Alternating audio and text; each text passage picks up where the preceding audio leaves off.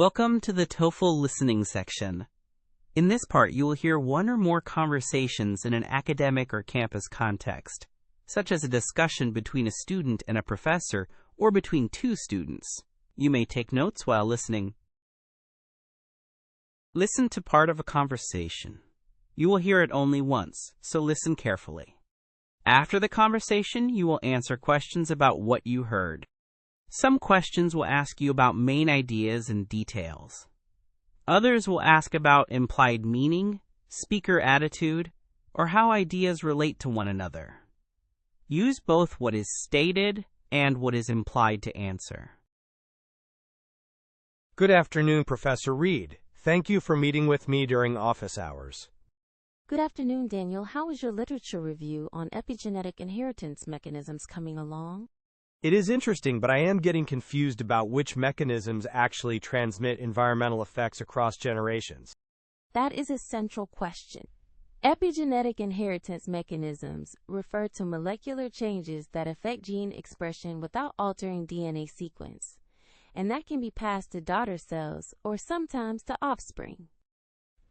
So DNA methylation is one of those mechanisms, right? Yes. DNA methylation of cytosine bases, usually at CPG sites, can silence genes. Maintenance methyltransferases copy methylation patterns during DNA replication, so daughter cells inherit the marks. Which enzyme maintains those patterns during replication? DNMT1 is the maintenance methyltransferase in mammals. It recognizes hemimethylated DNA after replication and restores symmetry. Okay, that helps. But I read that germ cells undergo epigenetic reprogramming, so how can environmental effects be inherited across generations? Good point. Most methylation is erased in primordial germ cells and after fertilization. However, some marks escape reprogramming. Imprinting is a classic example where parental methylation is maintained in the embryo. Imprinting is when one allele is silenced, depending on whether it came from the mother or the father, right? Exactly. Those methylation marks are established in the germline and are resistant to the global erasure events. That is one route for epigenetic inheritance. Are histone modifications also involved in inheritance? Yes, histone modifications, such as methylation of histone H3 at lysine residues, can affect chromatin structure and gene accessibility. While histones are largely displaced during fertilization, some histone marks can persist in sperm or oocytes and influence early development. I saw non-coding RNAs mentioned in several papers. Do they play a role too? Absolutely. Small RNAs delivered by sperm have been shown to carry information about paternal environment. They can target transcripts in the zygote and guide chromatin changes in the embryo. So we have DNA methylation, histone marks, and small RNAs as potential carriers of environmental signals. Correct, and often they interact. For instance, small RNAs can recruit chromatin modifiers that establish DNA methylation or histone marks at specific loci. Can you give me concrete examples where environment changed epigenetic marks and affected offspring phenotypes? One widely cited animal model is the agouti mouse. When pregnant females are fed extramethyl donors, the coat color distribution and metabolic traits of offspring change, because methylation at the agouti locus increases. I think I read about a human example, too, involving famine. Yes, studies of the Dutch hunger winter found altered methylation in people who were exposed in utero. Some effects were detectable decades later. This suggests that prenatal environment can leave stable epigenetic marks. Does that prove transgenerational inheritance in humans, though? Evidence in humans is more complicated because of confounding factors and limited generational data. The Dutch study shows prenatal exposure affects that individual long-term and may influence the next generation indirectly. True transgenerational inheritance requires effects in a generation that was not directly exposed, such as grandchildren, and there are fewer clear examples in humans. I see. In rodents, there are clearer examples of effects persisting beyond the directly exposed generation. Yes.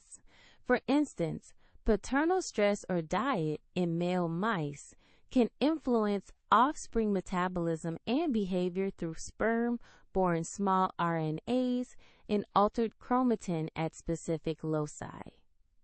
Those changes can sometimes be seen in grandchildren.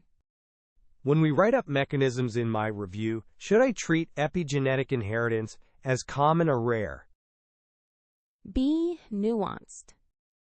Emphasize that molecular mechanisms exist that can transmit environmental information, but also explain the barriers such as germline reprogramming and the need for specific loci to escape erasure. Use criteria for transgenerational inheritance and cite both supportive and negative studies. That makes sense. Could you recommend experimental approaches to test inheritance mechanisms? Design cross-generational studies with controlled exposures. Use bisulfite sequencing to measure DNA methylation, chip sequencing for histone marks, and small RNA sequencing of sperm or oocytes. Use knockouts of DNMT1 or of small RNA pathways to test causality. Are there therapeutic implications for this field? Potentially, yes.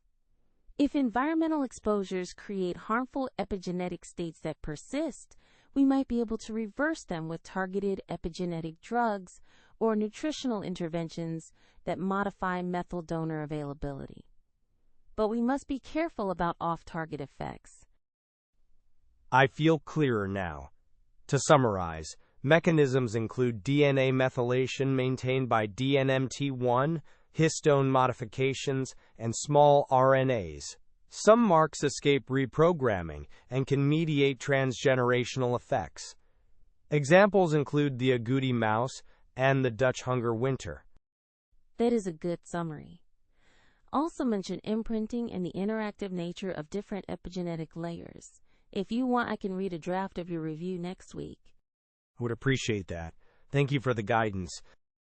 You are welcome. Keep in mind to ask whether the effect is intergenerational or truly transgenerational when you assess studies.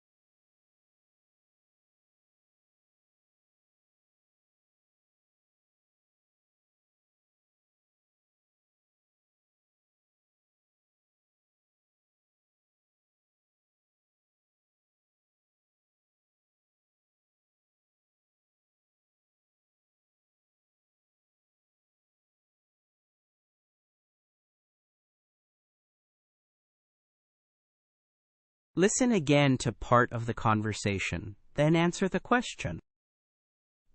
I mentioned the agouti mouse study to illustrate how maternal diet can alter DNA methylation patterns that persist in offspring.